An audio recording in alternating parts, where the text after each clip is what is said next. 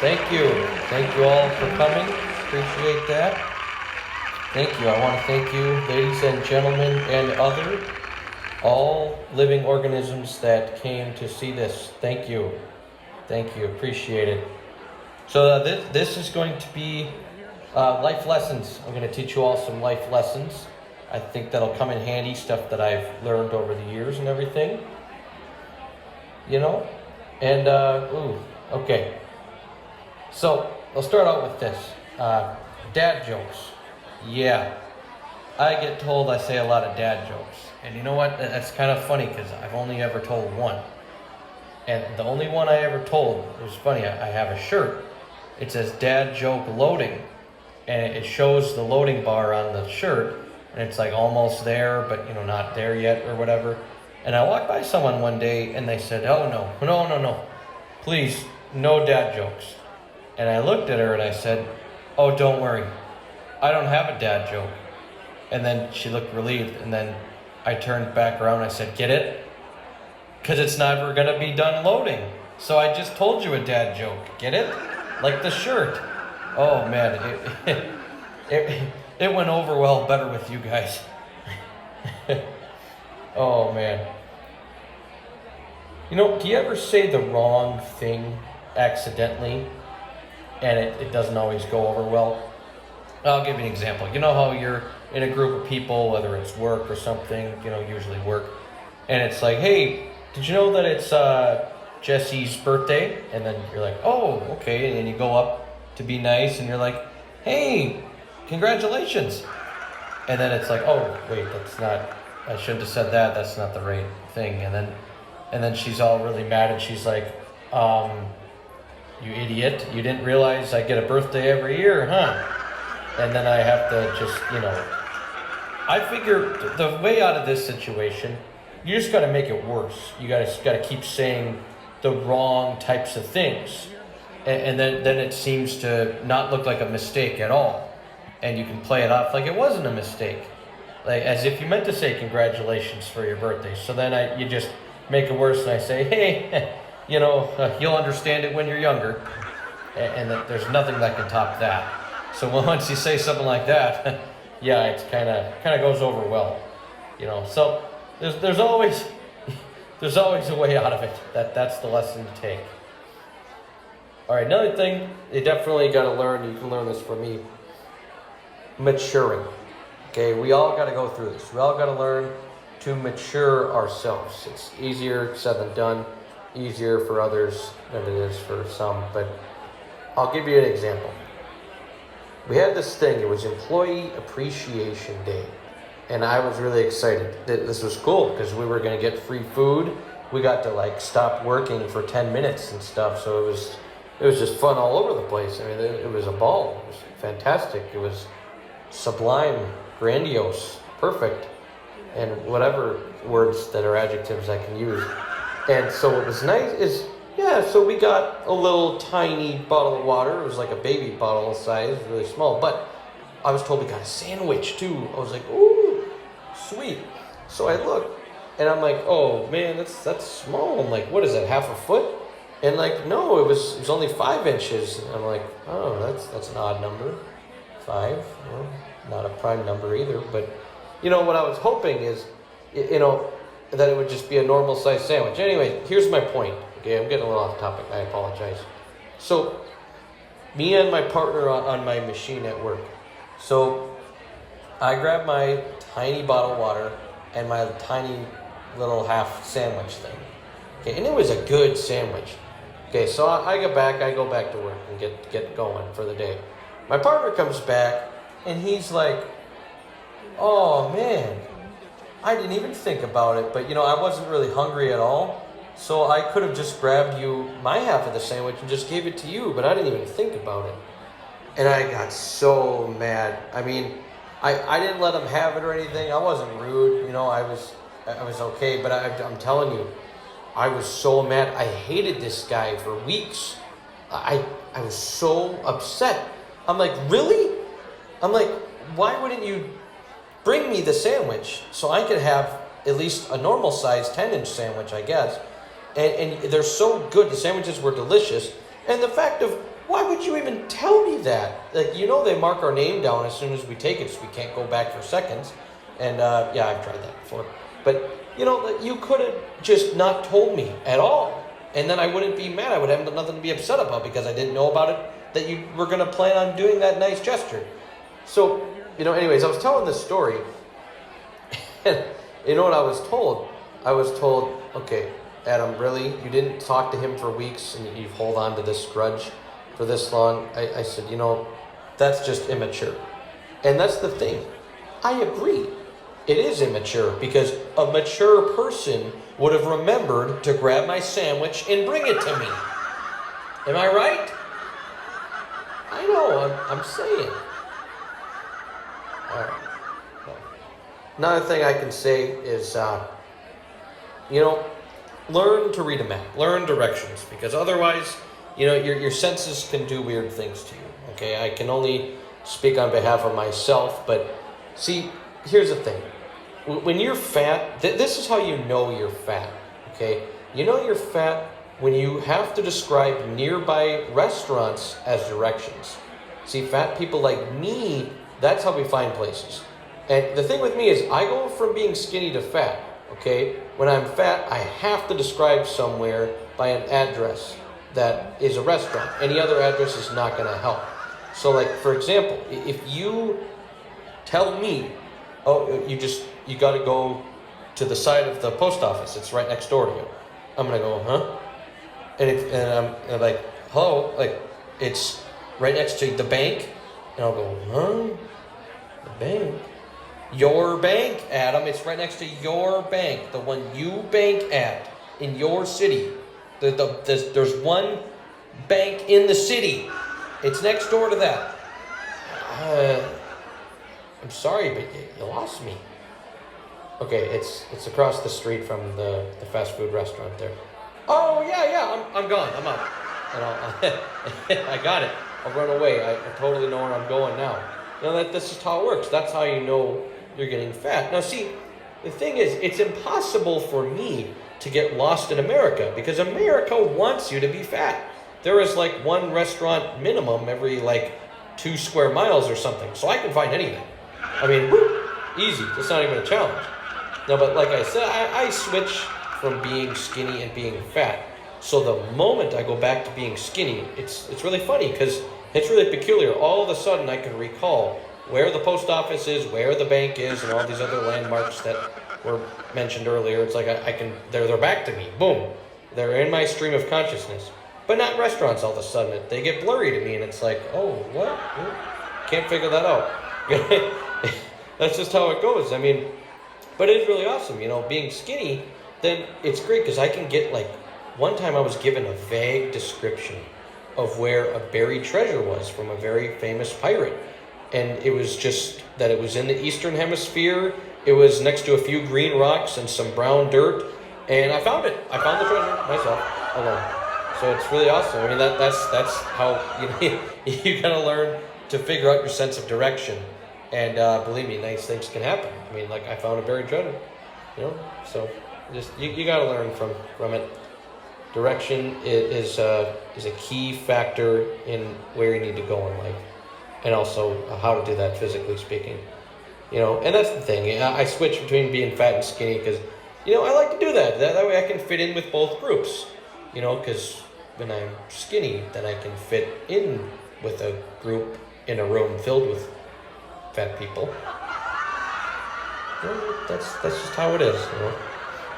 Well, all right. Another lesson I'll say is you never know how long you're gonna keep a coworker, so you gotta cheer them up. Keep them around, keep them happy. You get a good coworker, treat them good. Remind them, hey, good morning. Hey, how was your weekend? You gotta be extra nice to them because you don't know how long they'll last. That's just how it is. And so, I'll give you an example. One time, my friend at work, I never seen her sad before in my life, and I was like, oh my gosh, you're really sad now. And so I was like, what's going on? What's the matter? And she's telling me, she's like, the other girl, yeah, she screamed at me. She just went off and just really cut me down and hurt my feelings. And I was like, oh, I was like, that's really mean. I was like, so you know what? That's it. I was like, I'm gonna get very subtle revenge. So I told her, I said, hey, you know what I did on your day off? I said, I went over to her part of the workroom. I farted on her favorite chair 3 times. And then, you know that stack of papers that she has, that she's got all that very important stuff to do? I unalphabetized them. So it's going to be like really, really inconvenient for her to figure that stuff out. You know, like you got to stick up for your good coworkers, you know? When you got them, you got to stick up for them. You know, speaking of coworkers, here's another thing I'll definitely say. You know, don't ever assume that your first impression of someone, that don't assume that it's correct, because it's almost never the case. You know, in my experience, that it just isn't the case most of the time. You know, I'll give you an example. Okay, I don't want to say his name. I'll just say Yo. Okay, you know, there's this guy, and man, was he just a mess? Was he just a wreck? You know, we're mailing stuff, we're doing customer service, we're trying to help people out, and then this guy is just making my job difficult. And it's not like he's new, it's not like he just started or something, that's one thing. But he had been here for months, and I'm sitting there doing double the work. It's like, it's really frustrating. Like, I'll give you a few examples. It's like, okay, I go in, I get on my computer, I put my drawer in and my money and stuff, I'm ready to help customers. Okay, and there's another drawer open. Okay, I go away for a second, and I say, hey, I'm alone up here, send help. Okay, they send Yo up there. He goes up there, and he leaves. He says he couldn't get in, and I'm like, what do you mean you couldn't get? It's open. I'm like, it's wide open. So it's like he tried using his own password on my occupied computer. And I'm like, how do you do that? How do you even jump to that idea that you can do that? And it's just stuff like that. It's like really frustrating. It's like, what? Like, what are you doing? It's like, people need help here. You know, it's like that. And then, you know, this is the other thing that gets really annoying is when he talks to people, it's really bad when the start of every sentence is, yeah, even if that's not the answer. If it's a yes or no question, he'll still start it with that. So like, it sucks when I have to hear this all the time. A customer's gonna come over and be like, hey, do I got any, stuff to pick up, sir? And he'll look, and then he'll be like, yeah, no, you don't have anything to pick up. And it's really frustrating. The customer's like, I'm sorry, what? You just said yeah and no, what is it? Yeah, no, we can't do that. We don't have anything for you here. It's really bad. It's impossible. And it happens so frequently, you wouldn't believe how many times I have to stop what I'm doing to go and help him instead. It's really frustrating. But I'll tell you what, this one took the prize by far. I mean, this was so bad. It's a good thing I was wearing a mask this day, because I was laughing so hard. It was unbelievable. So after a long line, somebody gets up to who I'm calling Yo and says, okay, all right, I'm going to send this package. You know, how much is it going to be or whatever? And Yo did the right thing. He actually told the customer something that they didn't want to hear, which I'm proud of him for, because sometimes we have to do that. It's not fun. You know, and he says, hey, you got this listed on here wrong. You have the to and the from address in the wrong spots. So we need you to fix that because, it's not going to be read correctly and everything. And the guy's like, hey, that's it. This ain't happening. I ain't going back in line. And he's like, and then what does he do? You know, he's still being nice and doing the right thing. Oh, no. You don't have to go back in line. You just have to fix it. Okay. I was surprised he didn't, succumb to the pressure and everything. So he told him, to fix it, right? So the guy fixes it, and then he logs on, and, types in the address and everything. And the guy goes, what? That price is outrageous. He goes, why is it that much? That is insane. How could it be that much? And then he was trying to figure out what was going on. So what does he do? So he was like, well, this is ridiculous. This is a more expensive price than I wanted. This isn't fair, and I shouldn't have to worry about this. This is insane. He's all mad. So he goes back to Yo. Okay, Yo must have been out in La La Land in his head, not paying attention to anything. So as the guy is as mad as can be, he goes, well, I'm not paying this price. That's too much. So what else can we do here? And he goes, oh, no problem, customer. I got this for you. I got this. And he says, all right, do you want to send it for this one? This is a cheaper option. And so I'm thinking, yeah, he must have sent it like a slower rate or whatever. Oh, cool. Okay, does it? All right, gives him his receipt. The guy leaves. He comes back so mad. He budged all the way to the front of the line, looking at his receipt, and he said, hey, sir, to Yo, and he said, why are you sending this to me? He was so mad. He goes, why? Why would you do that? That I don't want it sent to myself, obviously. And Yo had the nerve to tell this guy, didn't you want the cheaper price? Oh my God, that was electrifying. I mean, you should have seen the guy's face. So yeah, he thought, hey, technically it's a cheaper price because you're sending it to yourself and not to, where you actually want to send it a few states away. It's a mess. It's working with him is crazy. So all this stuff is going on. I'm fixing problems with them left and right. I'm seeing him screw up transactions, make customers mad, get bad reviews, get yelled at, and then I have to get pulled into it, the conflict to fix this and to work on that and to help him do this and teach him how to count and do basic math. And I'm not even good at math to begin with. There's all this stuff that I have to do all the time. And one day it hit me, and I realized, oh my God, I think I love him. I don't think I hate him at all. He's actually really entertaining. And I've just spent this whole time hating him, and I'm like, wait a minute, no, this is way too entertaining. I don't hate this guy at all. I think he's awesome. He makes my day a lot more entertaining, even though it slows the line down and makes everybody else mad. I'm like laughing all day, So it was really funny until until he got fired. That sucked. But just you learn, you live and you learn. So another lesson I definitely want to put out there, kids, you can grow up to do anything you want, but I kind of disagree if you're a bad kid.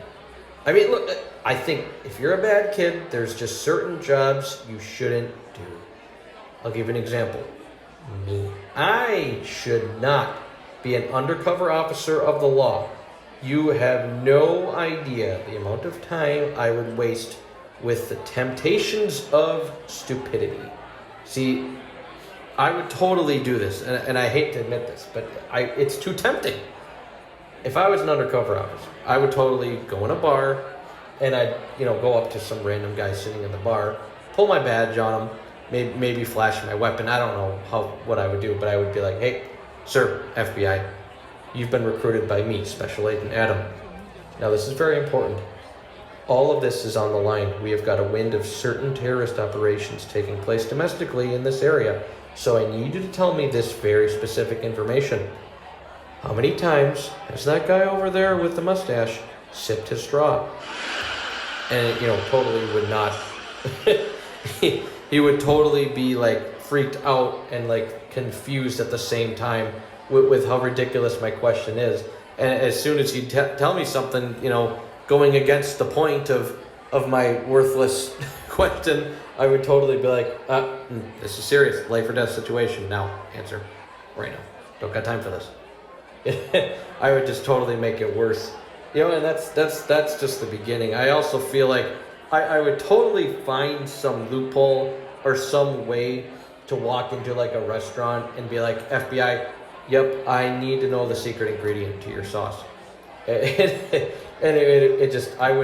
feel like because of how fat I am, it's dangerous. I feel like I would take the time to study loopholes and to be going through just hours of research and sophisticated documentation of things to find like some way where I could be like, well, this guy got, was found dead in the parking lot near your restaurant somewhere, so I need to know that it wasn't one of these ingredients, so you have to tell me what the ingredients are so I can make sure that wasn't one of them. That's what I'm trying to say is I know well enough I would definitely abuse my power in obnoxious ways. So, no bad kid should have jobs like that. That's definitely a fact. Okay. Yeah. Yikes. Yeah. That's why I didn't do that for sure. And that's the only reason. Anyways. Yeah, another thing that you can learn from me, do not assume the worst. We all do it, okay? We all do it. We always do. But from now on, don't, because I don't. Okay? Don't assume the worst. See, for one thing, I can never understand medical stuff. I can't. Medical stuff is another language to me. I cannot get it. I'm constantly what? What does this mean? What is that? You can't just tell me what's going on medically. You have to really explain it. I just can't learn that stuff. It's ridiculous and it's embarrassing, and it's when my young friend, she had to have her gallbladder removed. Okay, she told me this, and I really freaked out, and I put my head down in shame. I covered my eyes with my hand, and I said,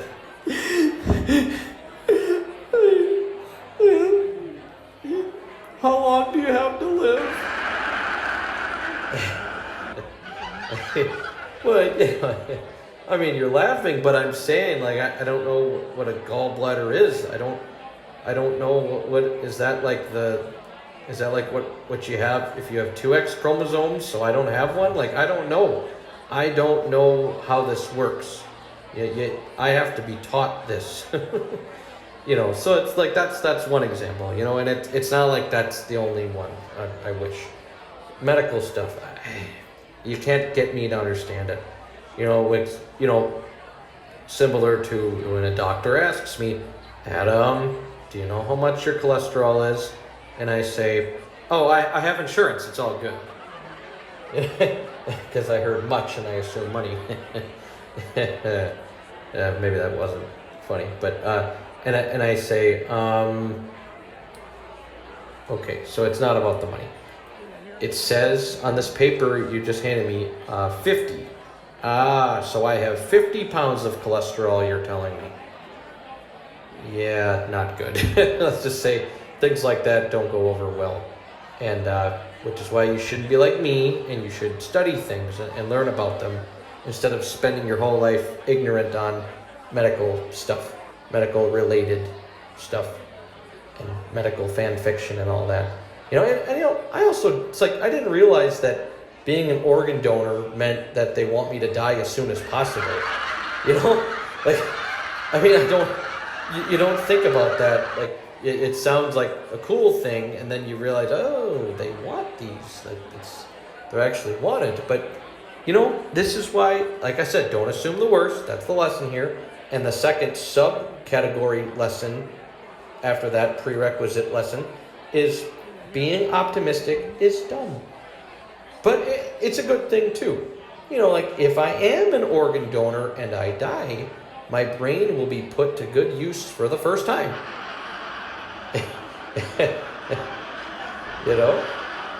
Man, but being optimistic, it can be kind of dumb. I mean, if you really think about it, why even do it? It's imagine that there's at my customer service job, and somebody says, do you know what I hate about your people at your job? And then, someone who's optimistic would be dumb enough to think in their head, oh, maybe they'll say that what they hate about us is nothing because they love us so much. It just doesn't work that way, So that's why I think being optimistic is not smart. I think it's dumb. No offense to myself, but or maybe yes offense. But you can apply optimism to a situation that's understandable. I mean, like, if you had a date set up, because like this happened to me, I had a date set up, I invited my girlfriend at the time to come meet my parents, and my mom is, cooking a large meal and everything, and it's finally set in hours later that I was totally ditched, and it's sad, it's like she was going to meet my parents and then have dinner with us and whatever, and it's like, now it's sad, but I can be optimistic and say, hey, Ma, I get to eat her half too now, and you're not stopping me. I mean, I'm just saying, there is always positive ways to look at things, and I think that's a healthy thing to do. That's all I'm saying. So, well, let me say this, okay? Who else, by show of hands, likes to make predictions? Yeah, okay. And how many of you guys have had a prediction that came true? Yes. I know, right? See, me too. I've thought of things that I said, like this is going to happen in the future, and I was totally right. It's like, like the phone is going to be able to do this, the TV is going to be able to do that, there's going to be shoes that do this thing and that and all, and I was right. But then it kind of hits in. See, like, I used to love being like, yes, yay, like I can celebrate, congratulate myself. I was right. I predicted this thing was going to happen, and it did. But now you really think about it, and it's like, well, nowadays, the people that did actually come up with those things and do them are millionaires, and here I've got nothing for it. So it's kind of sad, isn't it? So, but you can, if you want to look at it optimistically, it's like you could say, in a sense, like, you have the same mindset as someone that came up with $1 million ideas. I mean, you got to take your victories when you can, And, here's something along that same subject. Okay, tattoos, all right? Look, I love tattoos. I love them. I love seeing people's tattoos, what they are and everything. Now, I don't have any myself. I'm never going to get it. I don't think it'll happen. Unless, which I'll get to this is one of my predictions. I literally think this prediction is going to come true one day about tattoos. And I'm going to be very shocked if it doesn't happen. But I think it will. See, like, I love going around, seeing people's stuff. And I'll be like, oh, I love that animal. That's really cute. And your other tattoo says, everyone needs to die. Oh, dear. Oh, sorry, I was looking back at the animal tattoo. It was a big furry deer. Yeah. What was I talking about? Oh, yeah, geopolitics, right? Oh, no, just kidding, sorry. But seriously, I do get sad when I see a tattoo of someone's face that died. Because I usually think they're ugly. It's hideous. It's disgusting. It's like toxic to look at. It's like you see the picture of the face tattooed onto somebody, and it's like, this was my grandma. She's dead now. And I look at it and I'm like, yeah, like, was the tattoo like accurately displaying like her corpse after she died? I mean, like, I'm saying, like, some tattoos are just wrong. Like, they look bad. And you wonder why I get scared of the idea of tattoos, But here's the thing. I hate to say this, but with my prediction, I feel like I am going to get a tattoo because of this. You ready? Here's my prediction. I think I'm going to get temptation for a different reason altogether to get a tattoo. Advertisements. Yes, my official prediction. I think that there are going to be advertisements that you can get tattooed on yourself. Yes, I feel that there will be companies that will pay you to put their logo on you. And like, depending on the company itself, the size of the tattoo, where it's going to be visible on your body, self, and whatever, I feel like it's actually going to be a thing. And I feel like I would sell out and do that to myself for money.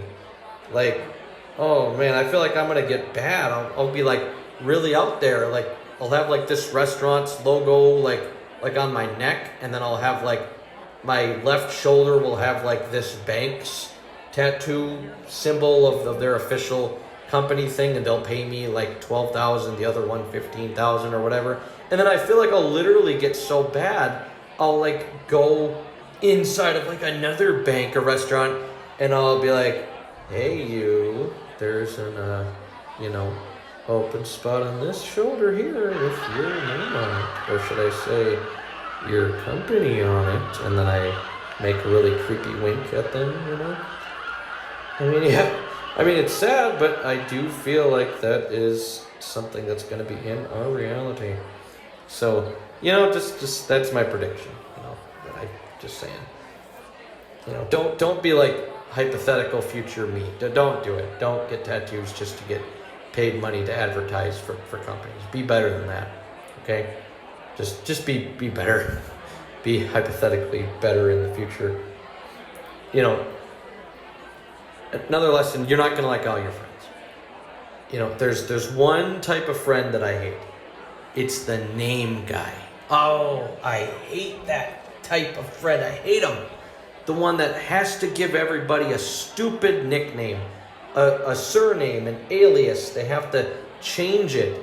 It's like, that guy and they don't ever do it to themselves, of course. So it's really contradictory and hypocritical and nuisance of them to do so. It's like, okay, so, hey, your name is Johnny, whatever. Well, your name now is going to be JJ.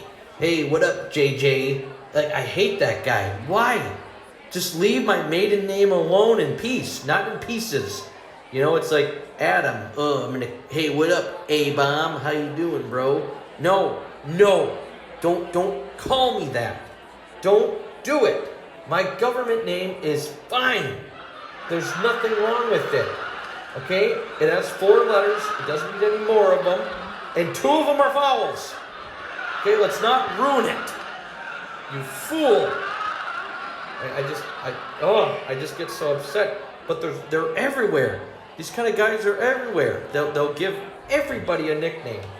And sometimes nicknames that they give people are bad words. It's like you can't, no. So you're not going to like all your friends. That's the lesson that I was trying to teach. Hopefully it got over well. We'll see.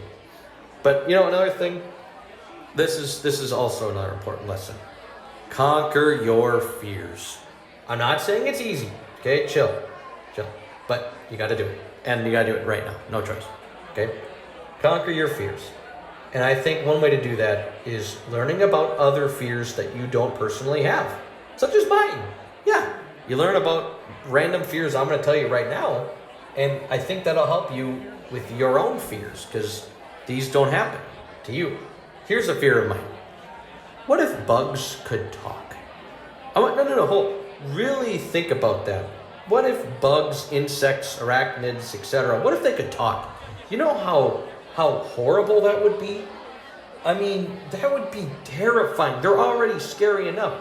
You ever get like a bug crawl across your hand and you're like, ah! You're like shaking your whole body and not just your hand like you were needing to do? You have like a seizure just trying to shake because you're so scared. Well, maybe I'm only describing myself. Okay, maybe you're not scared of bugs, but I certainly am indoors, especially. And it's like, oh, so imagine how much worse it would be. What if they could talk? Okay, imagine you're trying to sleep. You tell me this hasn't happened to you.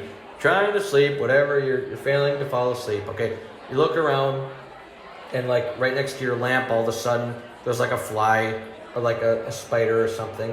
Okay, that's already scary enough because now you're like debating like, do I want to go to bed or do I want to kill this bug, which might take a while or whatever, just so I know they don't, try and go poopy in my ear and bite me and take my blood and then, sell my DNA to the CIA or something. Like, whatever, all your fears combined about bugs, probably the same as mine. And you just go, okay, something's got to be done, right? Now, that's already a fear, is my point. But imagine if they could talk. Oh, they're gross enough already. So imagine, okay, same scenario, laying down in bed, trying to sleep, and there's a fly at the lamp. Imagine if all of a sudden you start hearing this, because they start talking in English. Okay, You got to be very careful. Yep, there's a human over there trying to sleep. Yeah, but this lamp is just beautiful. I'm so glad I found it. I mean, it's bright, it's pretty, dog. I mean, this man, ever since they closed IKEA, like, this is the spot. And then all of a sudden, I stand up and I'm like chasing after them, and then I swing, and as they're like dodging my swings, they're like, let's talk about this. And it's like, can you imagine that? Like, that'd be terrible. Just, like, they're already gross enough. And then imagine, when you do kill them, or step on them, or squish them, or eat them. I don't do that, but, when any of those aforementioned illegal things to do to humans, and you do that, just imagine how gross it would be if they can speak English, and they're like,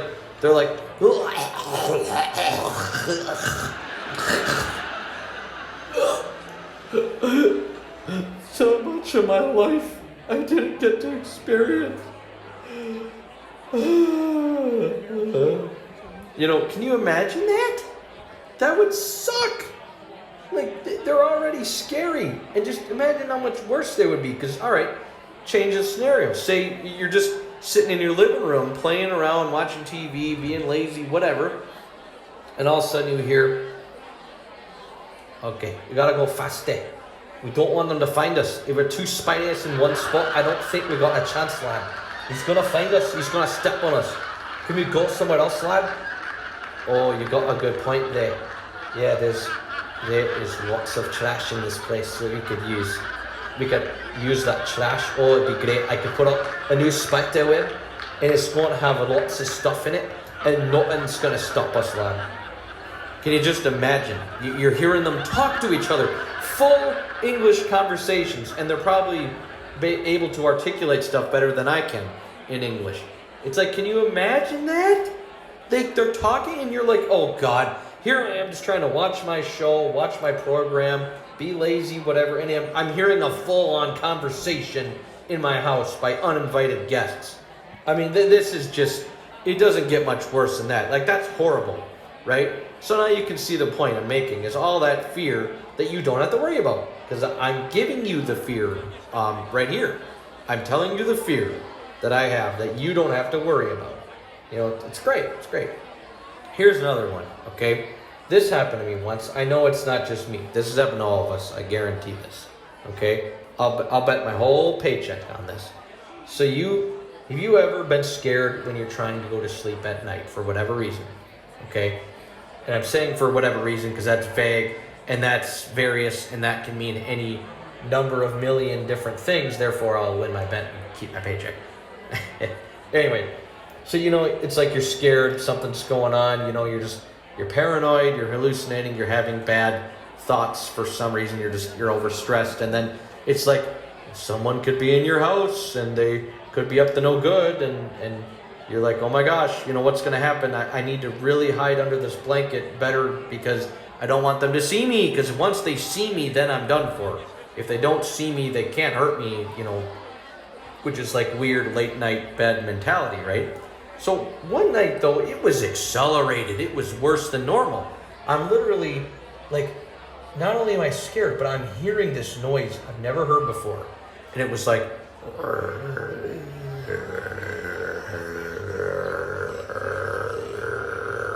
and it's not the air conditioning, okay? It's not the furnace. It's not another human snoring, okay? It's not like, I'm like, what in the world? Like, and we don't, like, there's no TVs left on or anything. So I'm so scared, and I hear this noise nonstop. I finally was like, all right, I'm going to be brave, and I'm going to figure this out now, okay? I'm facing my fear. I get off the bed, and I realize exactly what happened. That sound, it's because for some reason, I was sleeping, and my ear was on my dog's butt. I tell you, a dog's butt, at night, I guess, it's really loud and obnoxious. I mean, if you got your ear on it, I don't know. There's something about that. It's so it was so scary. I just couldn't believe it. Like it ruined my night. So that there's, just keep in mind, there's always a possibility that you could be sleeping on something that you don't want to be sleeping on. And that's the other thing when it comes to sleep too. I'm an overactive sleeper. I get more done when I'm sleeping than when I'm awake. I don't know about y'all, but do you ever do that? You ever just you're in your sleep and you're just like kicking and throwing stuff and just moving her all over like just crazy. That's me. So it's like, and then I was talking about this once with somebody. And do you ever like completely hear the wrong thing from someone, but you keep the conversation going anyway? Yeah, somebody I was talking to about that, and they were like, "How do you have such weird sleep?" And they're like, "Yeah, imagination's going crazy," and I'm like, "Hey, don't criticize my country," and they're like, "What?" And I'm like, "Well, yeah, you said imagine this nation's going crazy." I'm like, "Yeah, but we're allowed to. That's what gives us the right, is we're patriotic. We have these beliefs. We have the freedoms. We have the Constitution, the Bill of Rights." And he's like, no, you're completely missing what I'm saying. I said, your imagination's going crazy. And I said, dude, have you studied history?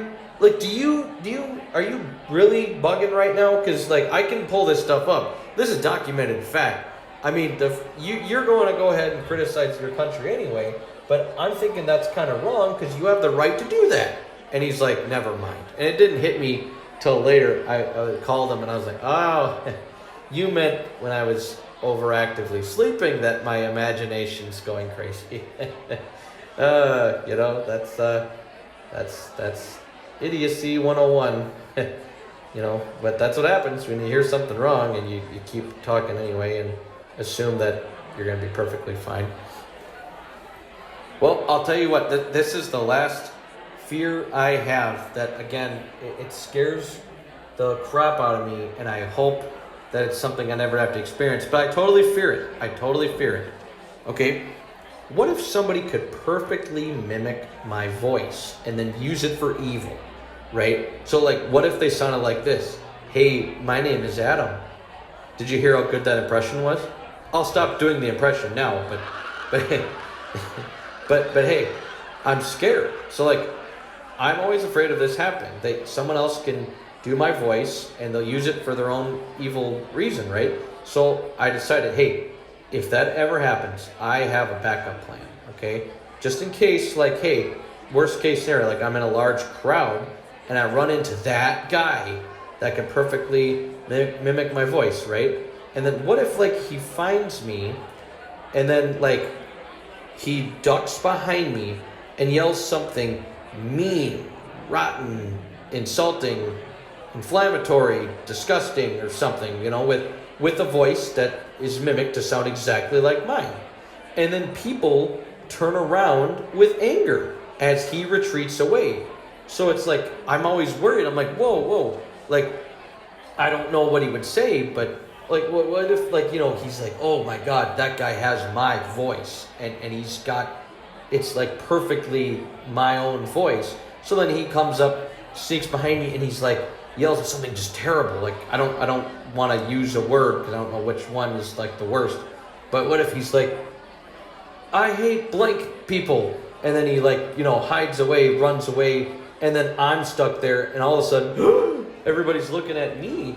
I'm like, oh my gosh. So this is why I came up with my backup plan. Okay, I established this already in case that were to happen. So I don't have to fear about it all the time, So I decided what I will do if that happens and everybody's angrily looking at me, I'm going to respond and I'm going to say, have you seen that? Oh my gosh, that documentary called I Hate Blank People is really sad and depressing. And I don't recommend watching it at all or looking it up on the internet either. I mean, I'm not saying the idea is like bulletproof, but it's the best thing I can think of, given that fear of that happening, of somebody perfectly mimicking my voice and then saying that evil thing and running away and I get all of the blame for something. that I didn't say or mean. That's why I'm telling you, backup plan. You gotta have it. You have to. So another thing I've learned: don't ever expect anything to turn out perfect. This is key. Okay, this is very important. This might be the linchpin of this whole talk we're having here. This speech, this convo, is don't ever expect anything to turn out perfect. The best example I can think of, okay, I have successfully trained my big dog to open up any door. Okay, she can see a door, even if it's closed. She can jump up, turn the knob, and get it open. Okay, she has no problem doing that. She's very smart, okay? Very smart dog. And then it's funny, see my cat on the other hand, or paw, she's really dumb. I mean, see, if a door is already partially open, she has jumped on it before to push it open, and that makes sense, She's done it a few times, like the bedroom doors open like a few inches, she'll just jump on it, and then the door's open all the way so she can get in. But then she thinks like that applies on other areas, so she'll just find like a wall or like a cupboard or like a staircase or something. She thinks, oh, I can just jump on that and then it will open somehow. And it never does. It hasn't yet anyway. So it's like, really?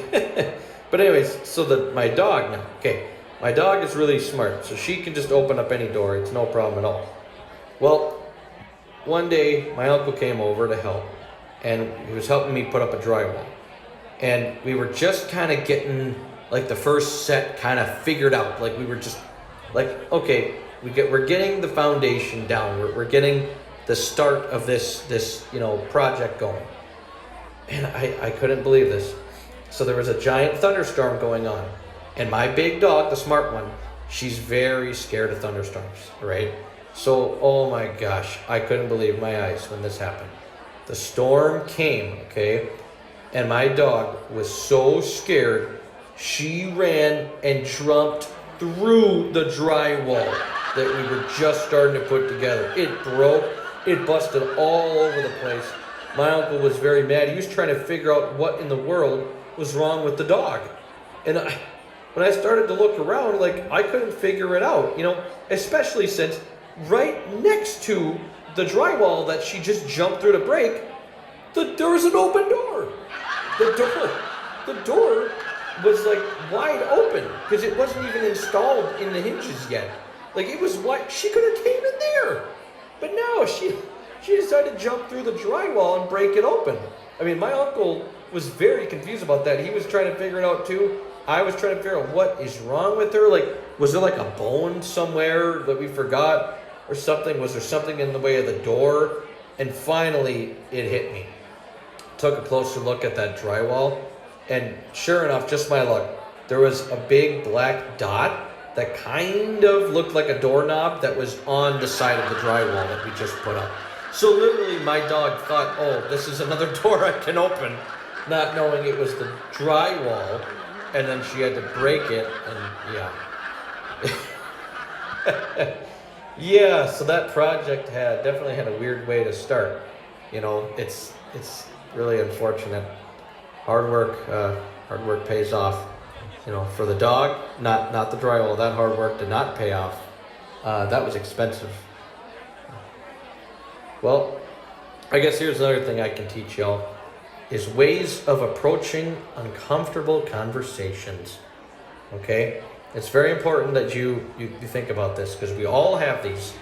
The one I think of all the time is when you need to call your phone company for customer service because something's wrong with your phone, it's not working, right? So what do? You call them, and with a different phone, obviously, because if you called them with your own phone that wasn't working, then there's no point. Something wrong with you. But no, anyways, so with a separate phone device, you could call them and you'll be freaking out, saying things like, oh, so you can't fix this? I paid good money for this, and you get all mad and then you freak out. And that's how a lot of people handle situations, is you yell at customer service because you're mad that you're not getting what you need out of them, and you feel like because you paid good money, you're owed it. You've earned it. Like, you need to get your stuff fixed. And I agree, you do need to get your stuff fixed, but I'm here to tell you there's another way to do it. So, again, taking the conventional way, yelling at them. Like, this is how it would go, like, if I did it in the conventional way, the way I don't recommend. Like, okay, so you can't fix this? I paid good money for this phone. So what happens when I need to use my phone then? I mean, what then? Like, how am I supposed to call the cops? How am I supposed to call my mother? And are you going to be my new therapist? Are you going to tell me why I'm sad? Why I'm unhealthy? Are you going to tell me why I'm stressed out all the time? And are you going to tell me why my jokes don't make anyone laugh?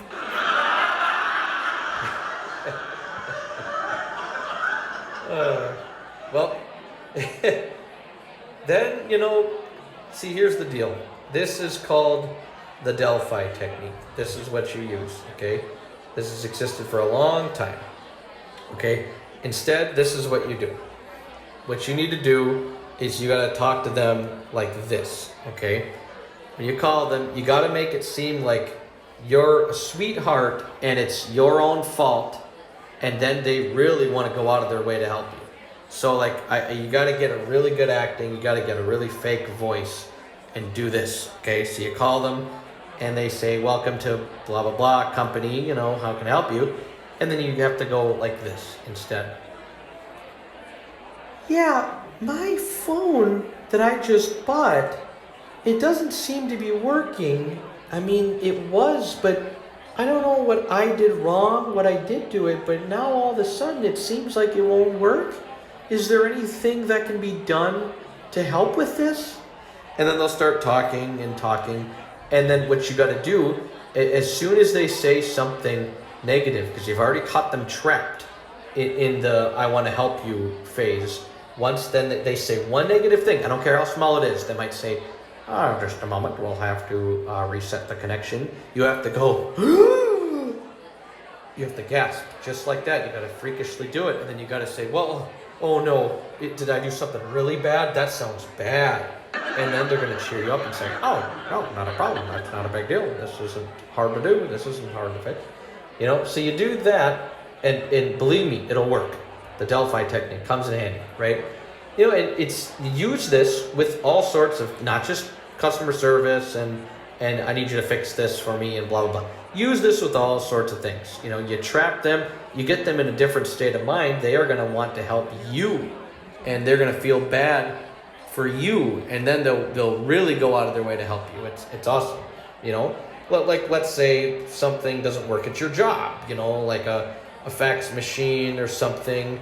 Like, so instead of being crabby, you use my technique to talk to people to figure it out. So, like, whether it is a fax machine, a sorting machine, or like your gun, whatever it is, use that technique, talk to them, and then, what do you know? It's like, oh, you just have to turn the safety off, and then you're good to go. Yeah, then you won't have any problem at all. You can go ahead and shoot me a fax anytime now that the safety's off the fax machine. It's all good. So it works. It works. This is advice. I'm here to try and help you. That is the point of this discourse. So, well, here's another thing. I'll tell you this, and there really isn't a way to learn this. This is just something you learn on your own. Until now, because I'm so good at this teaching stuff that I'm going to teach you this, then you will unhear the first thing I said, the first sentence of this paragraph. So, you know what is tough? Is trying not to act suspicious when you've clearly done something wrong. I'll give you my best example. Okay, I think, and I strongly think, if you really think about it, what is the most ignored rule or law or whatever in history? I swear, I will bet my paycheck for real this time. I swear the most ignored rule in history is when you get your driver's license and you're supposed to only have one passenger in your car, other passenger, that doesn't have their own driver's license yet, right? That's supposed to be the rule. Well, I think that's the most ignored rule ever, because that never happened. Whenever somebody gets their driver's license, they don't wait the 6 months or year or whatever it is supposed to be. Like they're just immediately like, all right, come on, friends, bros, homies, ladies, whatever, let's all get in. And, it's like you can right away just, nobody's listening to the roll. They're going to have their whole posse in the car right away. So, I did that. I'm not going to lie. I totally did that. This one time in high school, though, I was on my lunch break, right? And I put a bunch of friends in my car, and none of them had a license yet and everything. So we went out for lunch. Again, this is on the lunch break. And then I got really scared. Okay, my dad called me. And as he was calling me, again, we're out in the car, and I have way too many occupants. And I yelled at everybody. I said, shush, quiet. My dad's calling. I don't want to get in trouble, And so, he was talking to me on the phone, and I was so scared because I knew I was doing something wrong. And he said, hey, son, sounds like you're driving. What are you doing? And I got so scared, and I said, nothing, Dad. I'm just on my lunch, my required lunch break. And I'm driving in my car to get lunch alone, and get some lunch to eat and eat food that I'm going to eat for lunch. And my dad was like, well, don't you have lunch money, son? And see, and yet, here I go. He wasn't even like that. And here I'm thinking that it was like a mean thing on my behalf. And here, all I should have done was like totally just done the right thing. And it's been like, Dad, I'm a bad kid. All these other kids here are just in school right now, and they're all up to perfect behavior. And here I am leaving school property on my lunch break. And look. Yes, it is as bad as you think it is. I'm not going to sugarcoat it, Dad. I am driving with more than one occupant. And, then it's kind of a relief because I guess apparently all the other things the other kids were doing were a lot worse. So it turned out to be a positive anyway. But it's funny how that happens, Your brain will somehow change something into a negative, But so that one was actually a happy ending. It worked out in my favor, so that was good. But, things, you can always be worried about stuff like that. But, hey, it worked in my case. But, again, that it's the conscience was making it so guilty I couldn't talk normal. Like, it just wasn't working at all. But that's okay. Why is that okay? Because it worked out. I got in trouble for something small, something that wasn't a big deal. I wasn't doing illegal substances or anything, and I wasn't doing anything else illegal that was a big illegal deal. So that worked out. In addition to all the other wonderful things I've said tonight, also watch what impression you leave on somebody, especially somebody important, not somebody that doesn't matter, that's insignificant and worthless, but somebody that's actually important. I'll tell you this. I don't know if I should be proud of this or not, but I left a weird impression, a false one, on my own grandmother. When I was seeing my grandmother once, and I miss her a lot, rest in peace. And I don't know, it was just one random day, I just was having some pain, just working really hard and everything. So I just had my hand on my back for just like a moment. And boy, did that just activate her sense of worrisome, because she just kept on telling me within like the whole span of an hour, even though it only happened for like the span of 5 seconds, like, oh, Adam, that back of yours, I'm so sorry. That's really rough. You're in rough shape. I can't believe that you're hurting that much from work. I mean, my goodness, you must have done something really bad to it. And so it became, my weird brain's idea that I should just kind of, keep doing it a lot. So even when my back was perfectly fine, which was every other day since, I had to hold my hand on my back when I saw my grandma again. Because, it was too funny. I mean, I'd have to hide my laugh under my breath.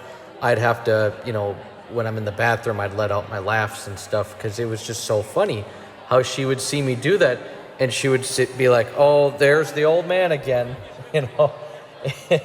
He's always in pain. That back of yours is just in bad shape, and it shouldn't be in that bad shape. You're really young, Adam, and I could not help myself. It was too funny.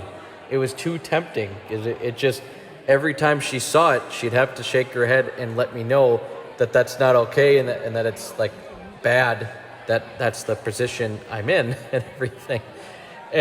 But not thinking about it until this lesson, came to fruition now that I'm explaining to you all you humans listening, is the impression you leave on someone. Just be careful about it. Because I say all of that to tell you this, okay?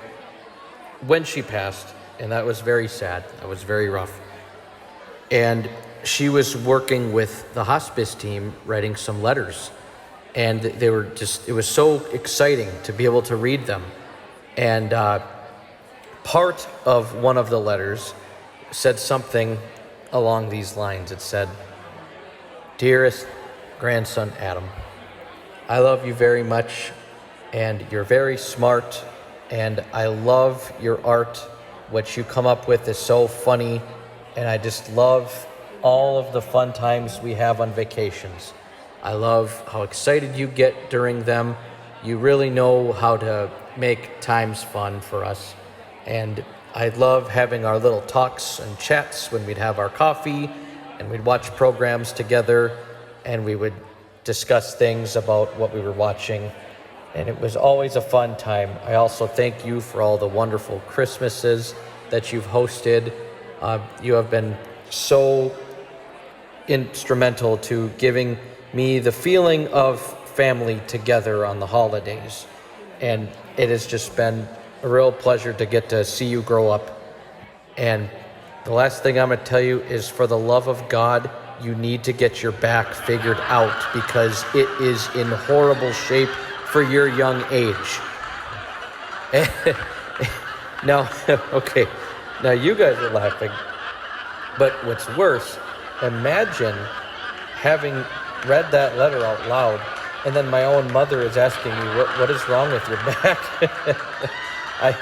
I did no idea there was something wrong with your back, and this whole time, and here Grandma knew it. So just be careful of the impressions you leave on somebody. I did laugh, but looking back at it, maybe I shouldn't have. I mean, it was kind of something. So just keep that in mind, like everything else I said. All right, well, this does have to come to a conclusion. So I just want to say, everybody, I'm sorry. Comedy is supposed to be funny and filled with jokes. I got this mixed up with my AA meeting, and I apologize. Get it? That was a joke, because I never drink alcohol, and I am perfectly behaved. See, I did throw a joke into this after all. The first one. Everything else was 100% factual. No debate at all. So, good night, everyone. Have a good night. Sweet dreams. Peace. Bye. Good night. See you.